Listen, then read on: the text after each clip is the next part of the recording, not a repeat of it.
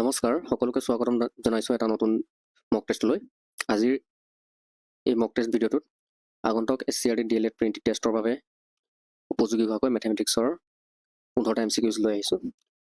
প্ৰথমতে আপোনালোকে কুৱেশ্যনবিলাক যিবিলাক কুৱেশ্যন আছে এই কুৱেশ্যনবিলাক নিজাববীয়াকৈ কৰি ল'ব। প্ৰথমতে কিমান পাৰিছে নাই পৰা ভালকৈ ট্ৰাই কৰিব, তাৰপিছতহে ইয়াৰ চলিউশ্যনবিলাক চাই যাব ভিডিঅ'টোত, ঠিক আছে। আৰু কিমান স্ক'ৰ কৰিলে এইটো জনাব কমেণ্টত। এতিয়া প্ৰথম প্ৰশ্নটোলৈ আহোঁ। যদি এটা সংখ্যাৰ মৌলিক উৎপাদকীকৰণ 2 to the power 3 আৰু 3 square into 5 to the power 1 হয়, তেন্তে এই সংখ্যাটোৰ মুঠ উৎপাদকৰ সংখ্যা কিমান? আমাক টোটেল প্ৰাইম ফেক্টৰ লাগে, ঠিক আছে। What is the total number of the factors of this number? Factors লাগে, প্ৰাইম ফেক্টৰ বুলি নহয়, আমাক কি লাগে? উৎপাদকৰ ফেক্টৰৰ নাম্বাৰছটো লাগে। গতিকে এনেকৈ যদি প্ৰাইম ফেক্টৰাইজেশ্যন কৰা থাকে 3 স্কোৱাৰ 5 to the power 1, তেতিয়াহ'লে আমাৰ এই পাৱাৰবিলাকৰ এক বঢ়াই ল'ম। 3 যদি 1 বঢ়াই দিলে 4 হ'ব, 2ক 1 বঢ়াই দিলে 3 হ'ব, আৰু 1ক 1 বঢ়াই দিলে 2 হ'ব। তাৰমানে এইকেইটাক আমি এতিয়া পূৰণ কৰিম। 4 3 গুণ 12, 2 12 গুণ কিমান হ'ব? 24। তাৰমানে 24টা ফেক্টৰ আছে ইয়াত। কেইটা ফেক্টৰ আছে এই নাম্বাৰটোৰ? আমাক নাম্বাৰটো দিছিলে 2 to the power 3, 3 স্কোৱাৰ আৰু 5 to the power 1। এই নাম্বাৰটোৰ আমাৰ প্ৰাইম ফেক্টৰাইজেশ্যন দিয়া আছিলে। সেই নাম্বাৰটোৰ 24টা ফেক্টৰ আছে। গতিকে অপশ্যন বি শুদ্ধ উত্তৰ। Next question. দুটা বৰ্গক্ষেত্ৰৰ কালিৰ অনুপাত 9:16। যদি সৰু বৰ্গক্ষেত্ৰটোৰ পৰিসীমা 36 চেণ্টিমিটাৰ হয়, তেন্তে এটা তৃতীয় বৰ্গক্ষেত্ৰৰ পৰিসীমা কিমান হ'ব যাৰ কালি এই দুয়োটা বৰ্গক্ষেত্ৰৰ কালিৰ সমষ্টি সমান? প্ৰশ্নটো কি কৈছে বুজি পাইছেনে? সিহঁতক কালিৰ অনুপাত দিয়া আছে, দুটা বৰ্গৰ কালিৰ অনুপাত দিয়া আছে। কিমান দিয়া আছে? 9:16 দিয়া আছে। তেতিয়াহ'লে বাহুৰ অনুপাত কিমান হ'ব? কাৰণ বাহু পূৰণ কৰিলে মানে চাইড স্কোৱাৰ, যদি চাইড স্কোৱাৰ কৰিলে আমাৰ কালি ওলায়, এৰিয়া ওলায়। গতিকে চাইড স্কোৱাৰ মানে 3ক স্কোৱাৰ কৰিলেহে 9 হয়, আৰু 4ক স্কোৱাৰ কৰিলে 16 হয়। গতিকে বাহু মানে চাইডবিলাক কিমান ওলাইছে, সেই বৰ্গক্ষেত্ৰটোৰ স্কোৱাৰবিলাকৰ চাইড কিমান ওলাইছে? এটাৰ 3 ওলাইছে, এটাৰ 4 ওলাইছে, ঠিক আছে। যদি সৰু বৰ্গক্ষেত্ৰটোৰ পৰিসীমা 36 চেণ্টিমিটাৰ হয়, তাৰমানে এই পৰিসীমাটো কিমান আছে এতিয়া? বাহু যদি 3 হয়, পৰিসীমা কিমান হ'ব? আপোনালোকে নিজে আইডিয়া কৰকচোন। পৰিসীমা মানে চাইড বাহুবিলাকৰ পৰিসীমাটো কিমান হ'ব? বাহুবিলাক 4টা বাহু থাকে, স্কোৱাৰৰ কেইটা বাহু থাকে? 4টা। গতিকে 3 3কে যদি হয় কিমান হ'ব? 3 3কে 3 4 গুণ 12, তাৰমানে পৰিসীমাটো 12 হ'ব। এই 3ৰ এগেইনষ্টত পৰিসীমা কিমান ওলাইছে? 12 ওলাইছে। আৰু এই 4ৰ এগেইনষ্টত কি হ'ব? 16 হ'ব। 4 4 গুণ 16 নহয় জানো? 4টা চাইডত 4 4কে 16 হ'ব। গতিকে পৰিসীমাটো ওলাইছে 12 আৰু 16 ওলাইছে। সেই 12টোকে কিমান দিয়া আছে? সৰু বৰ্গক্ষেত্ৰটো হৈছে 12টোৰে পৰিসীমা মানে 36 চেণ্টিমিটাৰ দিয়া আছে। এই 12টোৰ ভেলুটোৱে হৈছে 36, আৰু এই 16টোৰ ভেলুটো হৈছে কিমান হ'ব? আপোনালোকে নিজে ভাবকচোন। 12ৰ ভেলুটো 36 দিয়া আছে, তাৰমানে সৰু বৰ্গক্ষেত্ৰটোৰ পৰিসীমা 36 দিয়া আছে, ঠিক আছে। সৰু বৰ্গক্ষেত্ৰটোৰ পৰিসীমা 36 দিয়া আছে। তেতিয়াহ'লে ডাঙৰ বৰ্গক্ষেত্ৰটোৰ পৰিসীমা কিমান হ'ব? গতিকে 12টো যদি 36 হয়, 16টো কিমান হ'ব? 12 কিমান গুণ কৰিলে 36 হয়? 12ৰ লগত 12ক কিমান গুণ কৰিলে 36 হয়? জলদি কৰক এই কুৱেশ্যনবিলাক। 12ক কিমান গুণ কৰিলে হ'ব? 3 গুণ কৰিলে হ'ব। 3 12 গুণ 36। তেনেহ'লে 16কো 3 গুণ কৰোঁ। 16 3 গুণ কিমান হ'ব? 16 3 গুণ কিমান হ'ব? 48 হ'ব, হয়নে নহয়? গতিকে আমাৰ আচল পৰিসীমাবিলাক ওলাই গ'ল। ঠিক আছে। আচল পৰিসীমা এটা 36 আৰু এটা কিমান আছে? 48 আছে। এটা 36 আৰু এটা 48 আছে, ঠিক আছে। পৰিসীমাবিলাক যদি ওলায়, তেতিয়াহ'লে বৰ্গক্ষেত্ৰৰ কালিৰ সমষ্টি কিমান বুলি কৈছে? তেন্তে এটা তৃতীয় বৰ্গক্ষেত্ৰৰ পৰিসীমা কিমান হ'ব যাৰ কালি এই দুয়োটা বৰ্গক্ষেত্ৰৰ কালিৰ সমষ্টিৰ সমান হ'ব? এতিয়া পৰিসীমা 36 হ'লে বাহু কিমান হ'ব? এইখিনি এৰিয়া হৈছে, এইখিনি বস্তু হৈছে ৰিয়েল দেই, এইখিনি ৰিয়েল। এইবিলাক আছিলে অনুপাত আছিলে। এইবিলাক কি আছিল? অনুপাত। এইখিনি কিন্তু ৰিয়েল ভেলু, এইটো ৰিয়েল ভেলু হয়। তো পৰিসীমা যদি 36 হ'লে বাহুবিলাক কিমানকৈ পৰিছে বাৰু? 9কে পৰিছে, নহয় জানো? 9কে পৰিব বাহুটো। তেতিয়াহে 9 4 গুণ 36 হ'ব, ঠিক আছে। এটা বাহু 9কে পৰিছে। ঠিক তেনেদৰে এইটোৰ কিমানকৈ পৰিছে? 4 12 গুণ 48 হয়। তাৰমানে এইটো ত্ৰিভুজ, এইটো বৰ্গৰ বাহু পৰিলেগৈ কিমান? 12, ঠিক আছে। 4 12 গুণ 48 হয়। গতিকে আমি বাহুবিলাক পাই গ'লোঁ। বাহুবিলাক পাই গ'লে আমাক সেইটো উলিয়াব লাগিব কি? বৰ্গক্ষেত্ৰটোৰ তৃতীয় বৰ্গক্ষেত্ৰৰ পৰিসীমা লাগে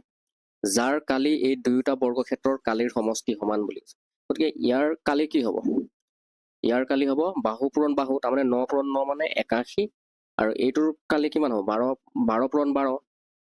মানে সাইডক স্কোয়াৰ কৰিলে কালি ওলাই গতিকে এইটোৰ কালি হ'ব 121 তো ইয়াৰ পৰা আমি কি বুজিলো 81 আৰু 121 এই কালিকেইটাৰ সমষ্টি কৰিব লাগে এইবিলাক ৰিয়েল ভ্যালু হয় 81 আৰু 121 যদি যোগ কৰে সমষ্টিটো সেই কালিটোৱে হ'বগে কাৰ সেই তৃতীয় বৰ্গক্ষেত্ৰটোৰ কালি হ'বগে তৃতীয় বৰ্গক্ষেত্ৰটোৰ কালি হ'ব একে একে কিমান 2 আঠটোৱে 10 ঘূৰ্ণ কৰিলে একে একে 202 ঠিক আছে 202 ওলালে ন টোটেল কালিটো ওলাইছে 202 কৰবাত ভুল কৰিলো নেকি 12 3 গুণ 36 202 হলেতো নহব ক'ত ভুল কৰিলো মই yes মোৰ ভুলটো হৈছে ইয়াত 12 গুণ 121 নহয় নহয় 12 গুণ কিমান হ'ব 144 হ'ব 12 গুণ কিমান হ'ব 144 ইয়াত 144 হ'ব 4 একে 5 8 4 12 2 কৰিলে 225 ঠিক আছে এতিয়া হিয়তৰ বাহুটো কিমান আছে থাৰ্ড যেটো বৰ্গক্ষেত্ৰ আছিল থাৰ্ড বৰ্গক্ষেত্ৰটোৰ বাহু হৈছে সৰি কালি হৈছে কিমান 225 হলে মানে হিয়তৰ বাহুবিলাক কিমানকে পৰিব 225 যদি হয় বাহুবিলাক কিমানকে পৰিব 225 লাইছিল আমাৰ টোটেল কালিটো মিলাই পেলাই 81 আৰু 144 প্লাস কৰি কিমান লাইছিলে 225 হলে 15 আৰু 15 পূৰণ কৰিলে 225 হয় কিমান হয় 15 আৰু 15 পূৰণ কৰিলেহে 225 হয় গতিকে সেই 15 যদি হয় তাহলে চাৰিওফালে 15 হ'ব বৰ্গক্ষেত্ৰটো আৰু 15 চাৰিওফালে হলে তাৰ পৰিসীমাটো কিমান হ'ব 60 হ'ব ঠিক আছে ইয়াৰ উত্তৰ হ'ব অপচন সি 60 সেন্টিমিটাৰ ঠিক আছে এবাৰ আকৌ ভালকে ৰিৱাইন্ড কৰি চাব কোৱেশ্চনটো বুজি পাব নেক্সট কোৱেশ্চন এটা কোণ ইয়াৰ সম্পূৰক কোণৰ দুগুণতকৈ 30 ডিগ্ৰী কম হয় কোণটোৰ মাপ কিমান হ'ব এটা কোণটোক যদি আমি x বুলি ধৰি লওঁ x টো কি হ'ব ইয়াৰ সম্পূৰক কোণৰ দুগুণতকৈ সম্পূৰক কোণ মানে কি 180 - x 180 - x ইয়াৰ সম্পূৰক কোণটো কি হ'ব 180 - x তাৰ কি বুলি কৈছে এই সম্পূৰক কোণৰ দুগুণতকৈ দুগুণ মানে ইয়াক ডাবল কৰিব লাগিব দুগুণতকৈ কিমান কম 30 কম কিমান কম 30 কম গতিকে 30 কম মানে 30 বিয়োগ কৰিব লাগিব ইয়াৰ পৰা আমি কি পাম x ইকুৱেল কি হ'ব 2 আৰু 180 পূৰণ কৰিলে 360 হ'ব -2x - 30 হ'বনে এই 2টো ইয়াত পূৰণ হৈ গ'লে 2x নহ'ব জানো 2x হেতুকে আমি 2x লিখিছো ইয়াৰ পৰা আমি কি পাম x equal to x equal নহয় এইটো -2x টো ইফালে আহিলে +2x হ'ব ইকুৱেল টু কি হ'ব এফালে 360 আৰু এফালে 30 থাকিল তাৰমানে 330 থাকিল হয় নহয় 360 পৰা 30 হলে 330 থাকিল এইটো x আৰু 2x প্লাস কৰিলে কি হ'ব 3x হ'ব 3x ইকুৱেল 330 হ'ল ইয়াৰ পৰা আমি x ইকুৱেল কি পাম x ইকুৱেল কি পাম 3 এ 33 কে বাৰ যায় 11 বাৰ যায় ইফালে 0 এটা আছে তাৰমানে 110 ওলাল 110 ঠিক আছে ইয়াৰ উত্তৰ হ'ব অপচন এ 110 নেক্সট কোৱেশ্চন √24 ক পৰিমেয় সংখ্যা কৰিবলৈ আটাইতকৈ সৰু কোনটো অপৰিমেয় সংখ্যাৰে পূৰণ কৰিব লাগিব √24 টোক যদি আমি ভালদৰে লিখো কি হ'ব তেতিয়াহলে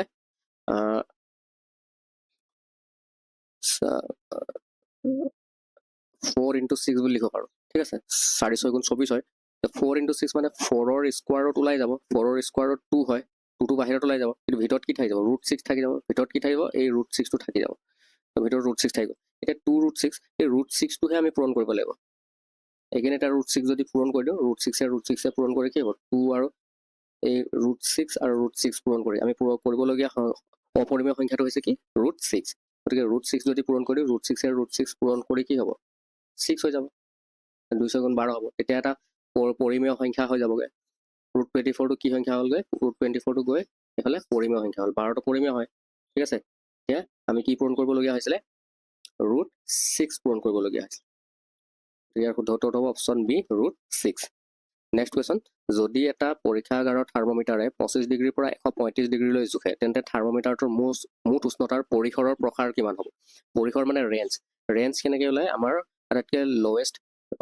যেটো আছে আমাৰ হাইয়েষ্ট ভ্যালুটো 135 তাৰ পৰা আমি মাইনাস কৰিব লাগিব লোৱেষ্ট ভ্যালুটো ঠিক আছে লোৱেষ্ট ভ্যালু আমাৰ ৰেকৰ্ডেড কিমান আছে 25 এইটো আমি যদি মাইনাস কৰি দিও আমাৰ ৰেঞ্জ ওলাই যাব ৰেঞ্জ ৰেঞ্জ কিমান আছে পৰিসৰ কিমান আছে উলিয়াওক 5 পৰা 5 গলে 0 13 পৰা 2 গলে 11 মানে 110 ৰেঞ্জটো হৈছে 110 ডিগ্ৰী অপচন এ শুদ্ধ উত্তৰ নেক্সট 50 আৰু 100ৰ মাজত সকলোবোৰ অযুগ্ম স্বাভাৱিক সংখ্যাৰ সমষ্টি কিমান তো ইয়াৰ কাৰণে আমি ফৰ্মুলা এটা ইউজ কৰিব লাগিব 50 আৰু 100ৰ মাজত অযুগ্ম সংখ্যাবিলাক কি আছে 51 আছে 53 আছে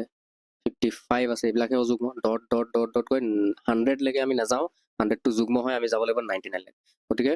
ইয়াৰ অযুগ্ম সংখ্যাৰ সমষ্টি কিমান এনেকুৱা নাম্বাৰ টোটেল কেইটা আছে 25টা আছে 150ৰ পৰা 100ৰ মাজত কেইটা আছে 25টা আছে কেইটা আছে 25টা ঠিক আছে এই 25টা সংখ্যাৰ আমাৰ সমষ্টি মানে যোগফল লাগে তো যোগফলটোক সাম বুলি কয় সাম ইজ ইকুৱেল কি হলে ফৰ্মুলাটো n/2 first term plus last term মানে প্ৰথমটো আৰু লাস্টটো প্লাস কৰিব লাগিব n মানে হৈছে 25 25টা আছে তেনেকে 51 53 55 এনেকা মিলি কিমানটা হৈছে 25টা আছে গতিকে 25/2 লিখিলো ঠিক আছে আৰু পূৰণ ফাৰ্স্ট টাৰ্ম আৰু লাস্ট টাৰ্ম প্লাস কৰিব লাগিব ফাৰ্স্ট টাৰ্ম কিমান আছে 51 আৰু লাস্ট টাৰ্ম আছে 99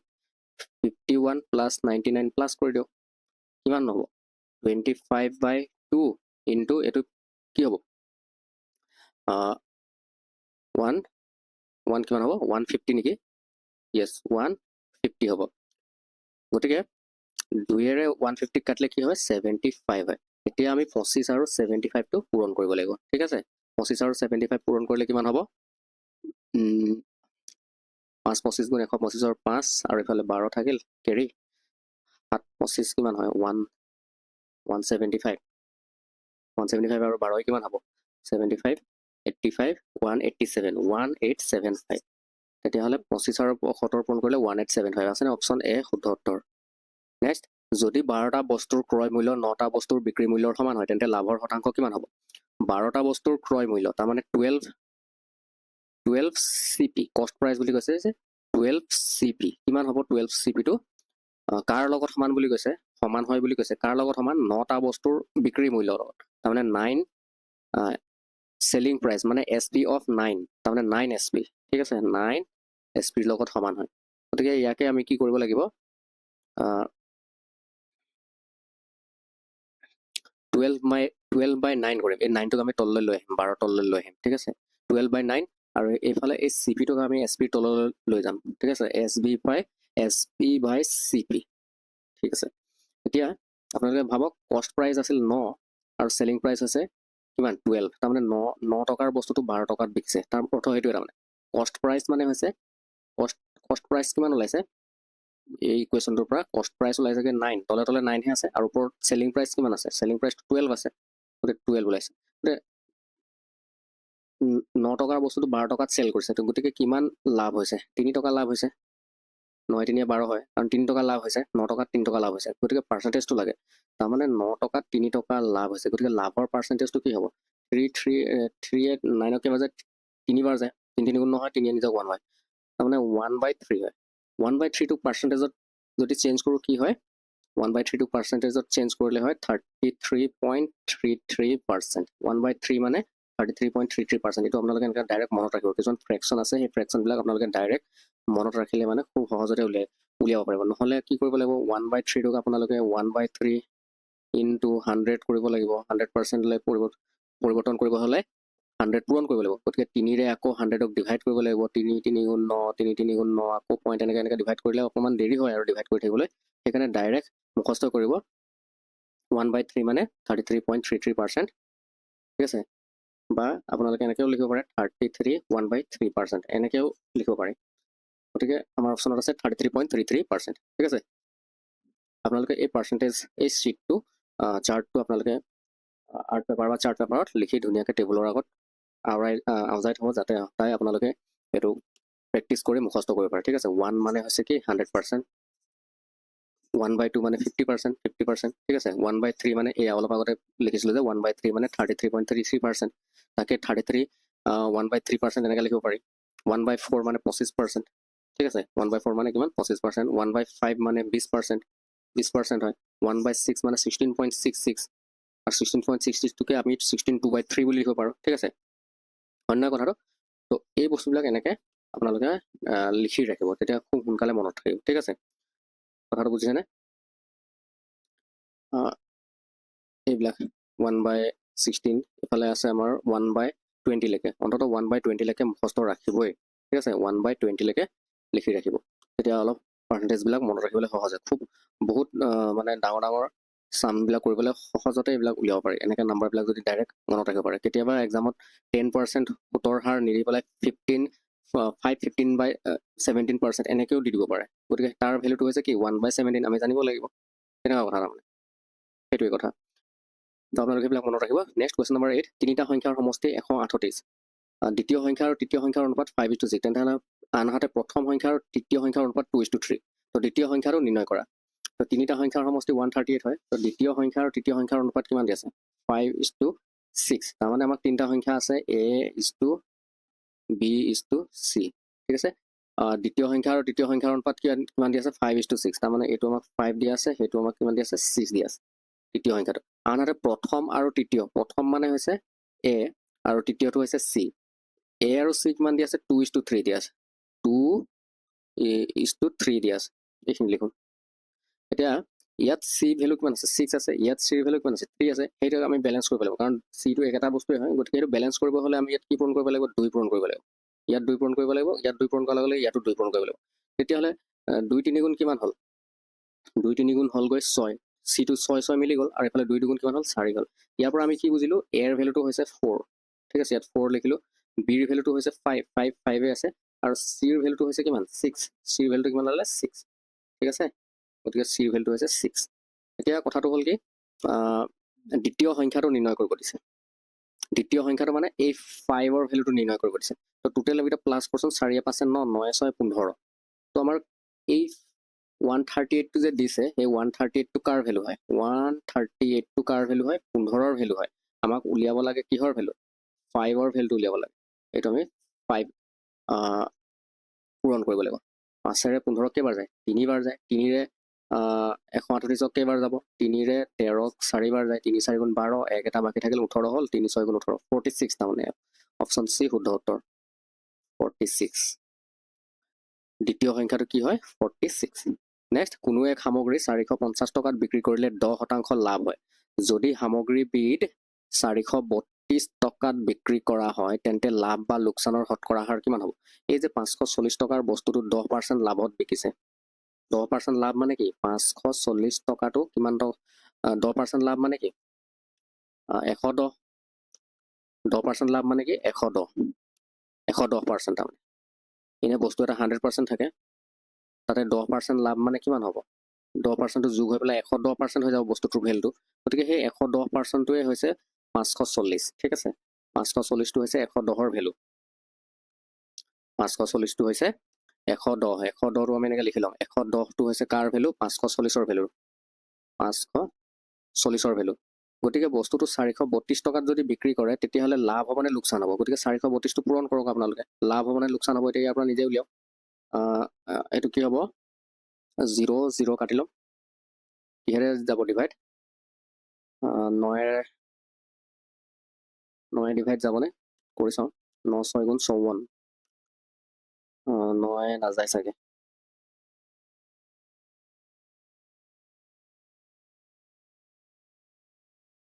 কি কৰিব লাগিব এইটো ডিভাইড কিহেৰে গৈ আছে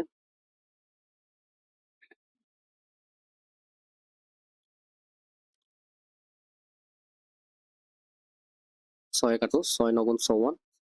6 7 গুণ 42 আৰু ইফালে 1 থাকিলে 12 6 2 গুণ 12 9 8 গুণ কিমান হ'ব 72 হ'ল গতিকে 11 আৰু 8 যদি ইনটু কৰোঁ কিমান হ'ব 88 হ'ব নহয় জানো তো 88 হ'লে মানে 88% ওলাইছে তাৰমানে 432 টকাৰ ভেলুটো কিমান ওলাইছে 432 টকাৰ ভেলুটো ওলাইছেগৈ 88% তেতিয়াহ'লে 88% মানে সেইটোতো লছেই হ'ল আমাৰ 100% আছে টোটেল বস্তুটো 100% যদি আছিল বস্তুটো 100ৰ পৰা হৈ গ'লগৈ কিমানকৈ 88% তাৰমানে কিমান পাৰ্চেণ্ট লছ হ'ল 12% লছ হৈছে ইয়াৰ শুদ্ধ উত্তৰ হ'ব option C 12% loss next question ত্ৰিভুজ ABCত AB = AC A শীৰ্ষবিন্দুটোৰ বহিকোণটো 130 ডিগ্ৰী অন্তকোণ B ৰ জোখ কিমান সেইটো লাগে তাৰমানে আমাক এনেকুৱা এটা ত্ৰিভুজ দিয়া আছে সেই ত্ৰিভুজটো এইটো হৈছে A এইটো হৈছে B আৰু এইটো হৈছে কিমান C তো ইয়াৰ AB আৰু AC সমান আছে AB মানে এই বাহুটোৰ লগত কোনটো বাহু সমান আছে AC মানে এই বাহুটো সমান আছে গতিকে এই বাহু দুটা সমান হ'লে ইয়াৰ এই এংগল কেইটাও সমান হ'ব এইটো এংগল আৰু এই এংগলটো কি হ'ব সমান হ'ব এই এংগলটো যদি x হয় সেইটো এংগলটো x হ'ব ঠিক আছে এতিয়া কি কৈছে এই a শীৰ্ষবিন্দুটোৰ বহিকোণ মানে এইফালে এটা বাহিৰত কোণ এটা হ'ব ঠিক আছে এই ভিতৰৰ কোণটো কোৱা নাই তাৰমানে এই a ৰ বাহিৰৰ কোণটো কিমান বুলি কৈছে এই বাহিৰৰ কোণটো আমাৰ কিমান দিয়া আছে 130 ডিগ্ৰী দিয়া আছে 130 ডিগ্ৰী দিয়া আছে তেনেহ'লে অন্তকোণ b ৰ জোখ কিমান তাৰমানে এই b ৰ কোণটো যে আমি x ধৰি থৈছো সেই x ৰ ভ্যালুটো লাগে ঠিক আছে এতিয়া কথাটো হ'ল কি আপোনালোকে মন এটা কোৱেশ্চন নহয় এটা ফৰ্মুলা মেথছৰ ফৰ্মুলা এটা আছিলে ঠিক আছে এটা থিয়ৰী এটা আছিলে যে ইহঁতৰ এইটো স্পেচিয়েলি জিঅমেট্ৰিৰ যিটো বহিকোণ হয় বহিকোণটো কি হয় এই অন্তকোণ দুটাৰ যোগফলৰ সমান এইটো আৰু এইটোৰ যোগফলৰ সমান তাৰমানে এইটো x এইটো x ইয়াত দুটাক যোগ কৰিলে 2x হ'ব এই 2x টো কাৰ লগত ইকুৱেল হ'ব 130 লগত ইকুৱেল হ'ব এই পইণ্টটো মনত ৰাখিব 2x টো কাৰ লগত ইকুৱেল হ'ব 130 লগত ইকুৱেল হ'ব দেই আকৌ এবাৰ কৈছো এই বাহিৰৰ যিটো বহিকোণ 130 যিটো বহিকোণ আছিলে এই বহিকোণটো কাৰ লগত সমান হ'ব এই ভিতৰৰ যিবিলাক অন্তকোণ আছিলে দূৰৰ অন্তকোণ ঠিক আছে বহিষ্ঠ কোণটো দূৰৱৰ্তী অন্তকোণ দুটাৰ সমষ্টিৰ সমান সেইটো হৈছে মেইন ফৰ্মুলাটো তেতিয়াহ'লে দূৰৰ কোণ ইয়াত x আছে ইয়াত দূৰৰ কোণটো কি আছে x ওচৰৰ কোণটো নহয় আকৌ এই ওচৰৰ কোণটো আমি ল'ব নোৱাৰো দূৰৰ অন্তকোণ এইটো আৰু এইটো এটা যোগ কৰিলে 2x হ'ব কিমান হ'ব 2x হ'ব সেই 2x টোৱে 130 লগত সমান হয় এইটো মেথছৰ জ্যামিতিৰ এটা থিয়ৰী হয় থিয়ৰাম হয় উপপাদ্য হয় এতিয়া 2x = 130 হ'লে মানে x = কিমান হ'ব 2 ৰে 130 কিমান বাৰ যাব 130 ভাগ কৰিলে কিমান হ'ব 65 হ'ব তাৰমানে এইটা হৈছে 65 এইটো 65 ঠিক আছে অপচন বি শুদ্ধ উত্তৰ নেক্সট যদি এটা ভগ্নাংশৰ লব 20% বৃদ্ধি কৰা হয় আৰু হৰ 10% হ্ৰাস কৰা হয় তেন্তে নতুন ভগ্নাংশটো কিমান হয় 16/21 তেতিয়াহ'লে প্ৰকৃত ভগ্নাংশটো কি আছিল তো নতুন ভগ্নাংশটো আমাক দি আছে 16/21 এইটো মই অলপ শৰ্ট মেথডত কৰো ঠিক আছে আপোনালোকে এইটো বেসিকত যদি বুজাবলৈ যাওঁ অকনমান ভিডিওটো দীঘল হৈ যাব বেসিক এইটো কি হ'ব শৰ্ট মেথডতে কৰি যাওঁ বেসিক নকৰো 16/21 আমাৰ কি হৈছে ভগ্নাংশত লবত কিমান বৃদ্ধি হৈছে 110% বিক্ৰী হৈছে সৰি 20% বৃদ্ধি হৈছে গতিকে 20% মানে কি 20% বঢ়াই দিয়া মানে কি বস্তুটো আগতে 100% আছিল ভগ্নাংশবিলাকত ওপৰটো 100 আছিল তলটো 100 আছিল বুলি ধৰি লওক আপোনালোকে ঠিক আছে প্ৰকৃত ভগ্নাংশটো হেতু আছিল যেনিবা এতিয়া ওপৰত কিমান ভগ্নাংশটো লবত কিমান বৃদ্ধি কৰিলে 20% তো সেই 20% বৃদ্ধি কৰা মানে কি ইয়াত মানে 20% বৃদ্ধি কৰা আপোনাৰ 120% হৈ যাব কিমান হ'ব 120% হৈ যাব ওপৰত গতিকে সেই 120 টো কিন্তু আমি পূৰণ কৰিম ক'ত তলত সেইটো মনত ৰাখিব আৰু এইফালে হৰত কিমান পাৰ্চেন্ট হ্ৰাস কৰিলে হৰত 10% হ্ৰাস কৰিলে 10% হ্ৰাস মানে কি 90 তো সেই 90 টো হ্ৰাস মানে লছ বা কমাই দিয়া তো সেইটো হৈছে 90 100 পৰা 10% হ্ৰাস কৰিলে 90 টো কিন্তু হৰত কমাইছে গতিকে আমি পূৰণ কৰিম ওপৰত ঠিক আছে এই লজিকটো আপোনালোকে মনত ৰাখিব ঠিক আছে বেছিকলৈ সোমাই নাযাওঁ ইয়াত এতিয়া 16 আৰু 120ক 0 0 কাটিলো 9 3 ৰে কাটিম 3 3 গুণ 9 3 4 গুণ 12 ঠিক আছে 3 এ আকৌ 21 কাটিলো 3 7 গুণ 21 4 এ আকৌ 16 কাটিলো 4 4 গুণ 16 গতিকে 4/7 লালে কি ওলালে ভগ্নাংশটো 4/7 অপচন এ শুদ্ধ উত্তৰ নেক্সট কোৱেশ্চন যদি তিনিটা ক্ৰমিক সংখ্যাৰ যোগফল 54 হয় মানে ক্ৰমিক সংখ্যা তিনিটা এটা x + 1 আৰু এটা হৈছে x + 2 সেইবিলাকে সিৰিয়েল নাম্বাৰ হয় গতিকে সেই সিৰিয়েল নাম্বাৰ ক্ৰমিক মানে সিৰিয়েল নাম্বাৰ কনজিকিউটিভ মানে সিৰিয়েল নাম্বাৰ মনত ৰাখিব এই তিনিটা যোগ কৰিলে মানে এইটো আৰু এইটো আৰু এইটো এই বস্তুটো আৰু এই তিনিটা যোগ কৰিলে কিমান হয় বুলি কৈছে যোগ কৰিলে কিমান হয় 54 হয় গতিকে আপোনালোকে এই ইকুৱেশ্যনটো সলভ কৰি সৰু সংখ্যা তাৰ মানে x ৰ ভ্যালুটো কি হ'ব আপোনালোকে নিজে উলিয়াই ল'ব ঠিক আছে x ৰ ভ্যালুটো কিমান হ'ব উলিয়াব আপোনালোকে আৰু কমেন্টত জনাব কোনটো হয় কোৱেশ্চন নম্বৰ 12 টো স্পেশালি আপোনালোকে কমেন্টত জনাব কি হ'ব x নেক্সট কোৱেশ্চন কোনো এক মূলধন 10 বছৰত সৰল সুতৰ হাৰত সুতে মূলে দুগুণ হয় বাৰ্ষিক সুতৰ হাৰ কিমান হ'ব আপোনালোকে সুতৰ সৰল সুতৰ কনসেপ্টটো আপোনালোকে ক্লিয়াৰ থাকিব লাগিব বেসিক কনসেপ্টটো এই বেসিক কনসেপ্টটো হৈছে কি SI সিম্পল ইন্টারেস্ট ওলোৱা ফৰ্মুলাটো কি PRT/100 নহয় জানো PRT/100 তো ইয়াত মানে আমাক সুতৰ হাৰ তাৰ মানে এই R টো কিমান হেতু লাগে এই R টো কিমান R পাবলৈ হলে আমি কি কৰিব লাগিব এই SI ৰ লগত 100 পূৰণ কৰিব লাগিব এই 100 টো SI ৰ লগত পূৰণ কৰিব লাগিব তলৰ SI টো হেতু 100 এনেকা পূৰণ কৰি বাকি P আৰু T তললৈ আহিব P আৰু T কলৈ আহিব তললৈ মানে এই ইয়াৰ তললৈ P আৰু T এফালে তলত আহিব তো এই ফৰ্মুলাটোৰ সহায়ত আমি R টো উলিয়াব পাৰো ঠিক আছে এতিয়া আমি এটো ধৰি লওঁ কি এক মূলধন আছিল 100 তো 10 বছৰ মানে 10 10 বছৰত কিমান হ'ল সুতে মূলে দুগুণ হ'ল তাৰমানে 200 টকা হ'লগে দুগুণ মানে কি আগতে 100 আছিল এতিয়া 200 টকা হ'ল 10 বছৰত তেতিয়াহ'লে ইয়াৰ পৰা সুত আপোনালোকে কওকচোন কিমান পাইছে সুত কিমান পাইছে সুতটো পালে 100 টকা 100 টকা সুত পালে তেতিয়াহে সুতে মূলে মিলি পেলাই 200 টকা হ'লগে 100 মিলি 200 টকা তেতিয়াহ'লে সেই হিচাপত SI ইকুৱেল কি আছিলে PRT/100 এইটো আছিল ফৰ্মুলাটো তো ইয়াৰ পৰা আমি কি পাম R ইকুৱেল কি পাম SI পূৰণ 100/P × T তো ইয়াৰ পৰা আমি ডাইৰেক্ট ফৰ্মুলাটো পাতিম SI মানে হৈছে 100 আৰু এইফালে ওপৰত আছে 100 P মানেও আছে 100 আৰু টাইমটো আছে 10 100 কাটি লৈ 10 100 কেইবাৰ যায় 10 বাৰ যায় তাৰমানে আল্টিমেটলি 10% ওলালে ঠিক আছে তো এইটো হৈছে বেছিক তো আমি ডাইৰেক্ট এটা ফৰ্মুলাৰ সহায়ত এইটো কৰিব পাৰোঁ যে বাৰ্ষিক সুতৰ হাৰ কি হয় তো আৰৰ ফৰ্মুলাটো হৈছে কি 100 × n-1/n-1 কি হ'ব 10 এই ফৰ্মুলাটো আপোনালোকে n মানে হৈছে 10 মানে হৈছে টাইম এই ফৰ্মুলাটো মনত ৰাখিব এই ফৰ্মুলাটো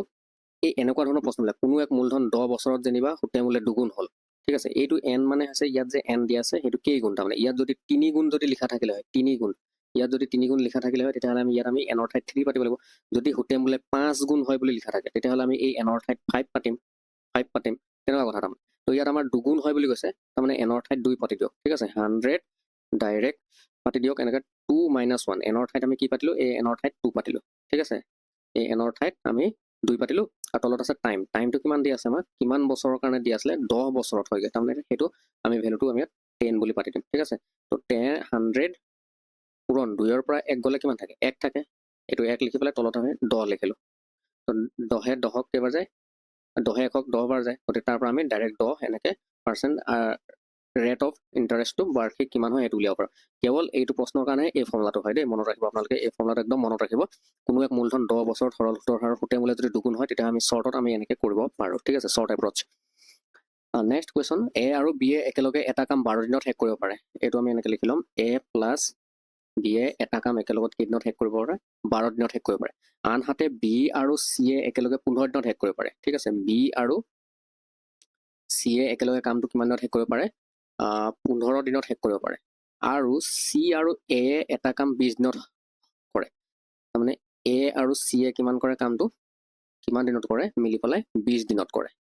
এতিয়া 12 15 20 এইবিলাকৰ আমি LCM যদি উলিয়াওঁ তেতিয়াহ'লে আমাৰ টোটেল কামৰ ইউনিট কিমান আছে সেইটো আমি ওলাই যাব ঠিক আছে 12 15 আৰু 20 LCM কেনেকৈ ওলাই LCM ওলাবলৈ আগৰ ভিডিঅ'বিলাকত আপোনালোকে কুৱেশ্যন দিছিলে মানে এটা কুৱেৰি এড কৰিছিলে যে LCM কেনেকৈ ওলাইছে বুজি পোৱা নাই বুলি গতিকে LCM চাই লওক কেনেকৈ ওলাই 12 15 আৰু 20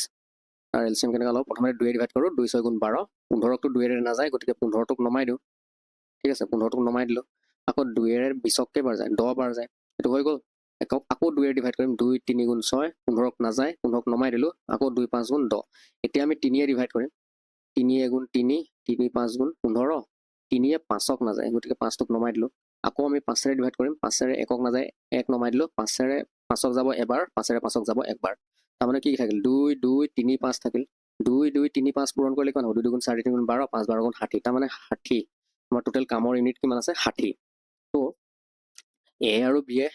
মিলি পেলাই কেইদিনত কামটো কৰে 12 দিনত কৰে গতিকে A আৰু Bৰ টোটেল সিহঁতৰ পাৱাৰ কিমান আছে A আৰু Bৰ কাৰ্যক্ষমতা কিমান A আৰু Bৰ এফিচিয়েঞ্চি কিমান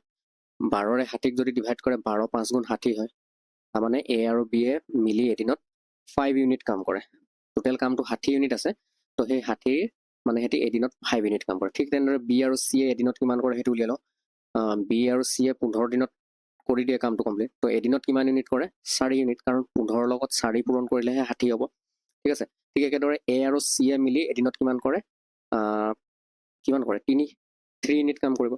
তো 3 20 গুণ 60 হয়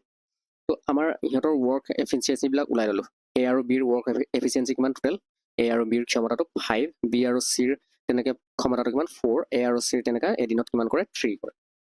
তেতিয়াহ'লে আপোনালোকে ভাবকচোন এই ভালদৰে এইটো হেৰি কৰক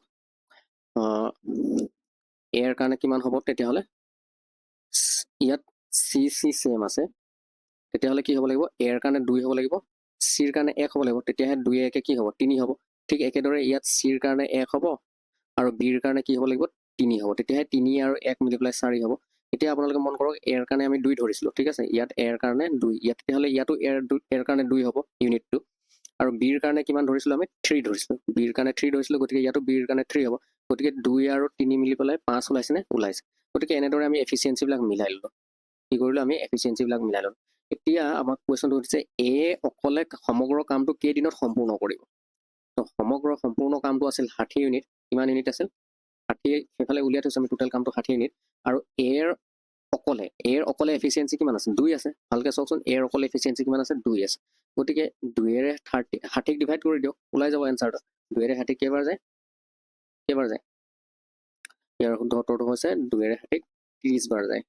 ডিভাইড গতিকে 30 দিন লাগিব এ অকলে কামটো কৰিবলৈ কিমান দিন লাগিব 30 দিন অপচন এটো শুদ্ধ উত্তৰ প্ৰশ্নত এ নিদি বিও দি দিব পাৰে হয় না এই প্ৰশ্নত এ অকলে কামটো নিদি পেলাই বিও দি দিব পাৰে গতিকে বিৰ কাৰণে কি হ'ব বিৰ এফিচিয়েন্সিটো চাওকচোন বিৰ এফিচিয়েন্সিটো কিমান আছে 3 আছে গতিকে 3 এ ডিভাইড কৰি দিব তাৰমানে বি এ অকলে 20 দিনত কাম কৰিব সেইটোৱে কথা নেক্সট কোৱেশ্চন 4735 সংখ্যাটোৰ 7ৰ স্থানীয় মান 7ৰ নিজা মানৰ কিমান গুণ 4735 সংখ্যাটোৰ 7ৰ স্থানীয় মান 7ৰ নিজা মানৰ কিমান গুণ হয় 4735 ইয়াত 7ৰ নিজা মান তাৰমানে ফেজ ভেলু অফ 7 7ৰ ফেজ ভেলু 7 হয় আৰু 7ৰ স্থানীয় মান তাৰমানে সেই 7ৰ যেটো প্লেস ভেলু কিমান হ'ব প্লেস ভেলুটো 7ৰ 700 হ'ব কাৰণ এটো একক দশক শতকত আছে তাৰমানে 700 হয় কিমান আছে প্লেস ভেলুটো 700 তাৰমানে পিভি প্লেস ভেলু আৰু এফভি মানে ফেজ ভেলু তো ফেজ ভেলুটো প্লেস ভেলুৰ কিমান গুণ বুলি কৈছে কিমান গুণ 700ৰ কিমান গুণ হয় সৰি 700টো 7ৰ কিমান গুণ হয় কাৰণ 100 গুণ হয়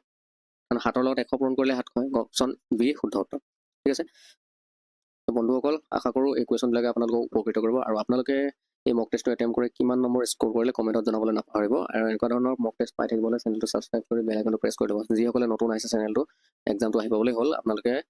সোনকালে চেনেলটো ছাবস্ক্ৰাইব কৰি বেল আইকনটো প্ৰেছ কৰি ল'ব আৰু যিমান পাৰে সোনকালে